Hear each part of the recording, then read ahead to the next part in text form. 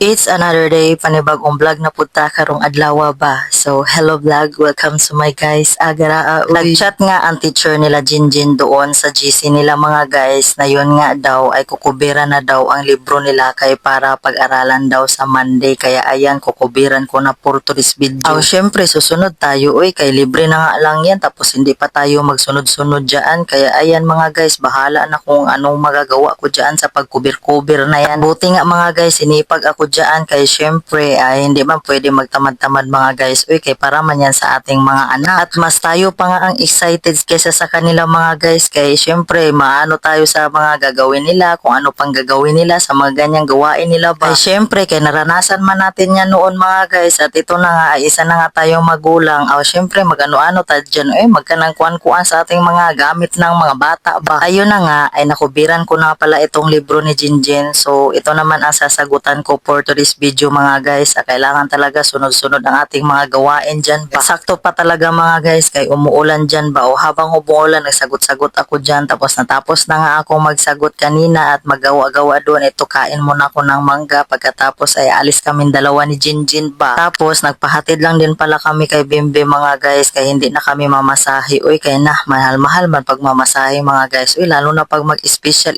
na tricycle ba. Umulan pa nga yan dyan mga guys. Medyo malakas-lakas din ang ulan ba. Syempre pagala for the go talaga. Walang ulan-ulan basta merong payong. Basta okay na yun. Basta ang importante ay mahalaga mga guys na makagala tayo dyan for today's video ba. In-invite kasi kami dito sa pinakamalapit naming close na kaibigan na parang hindi na siya kaibigan mga guys ba. Para na kaming magkapamilya dito. Kaya yun nga ay dumating kasi ang ninong ni Jinjin na galing Korea. Kaya ayan pumunta kami dito. Syempre kay tuwang-tuwa na naman sila. Tuwang-tuwa kami kay nagkita-kita nga kami dito. Kay bihira lang talaga kasi kaming magkita mga guys. Magkalapit lang kami. Muntalban lang kami. Pero bihira lang talaga kami magkita ba. Syempre kay may kanya-kanya naman kaming mga responsibilidad sa buhay-buhay namin mga guys. Kaya bihira lang talaga. Pero kahit papaano nakapagbanding-banding man kami nito dito. Hindi na tulad dati mga guys na grabe every week ako nagpupunta dito mga guys. Baka syempre si Jik pa lang naman kasi ang aking Junakis noon. Pero ngayon,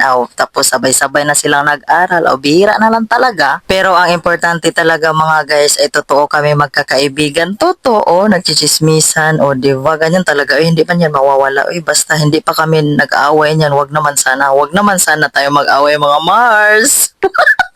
Tapos, ang nakakatuwa pa mga guys ay nagbabanding pa ang mga anak namin dyan. Diba? Tapos, may kaunting shot puno din pala dyan mga guys. Medyo slight lang ang ating pagdagay-tagay dyan. Kaya baka maano na naman tayo sa emergency room nito ba? Simbako ba? Tapos, itong dalawang to mga guys ay kahit saan talaga dalhin hindi talaga yan mag-ano yung mga bunganga nila dyan ba? Tingnan nyo naman, paunoorin nyo kung anong mga, diba? Grabe po ang mga reaction. Sige Mars, kaya nyo yan dyan.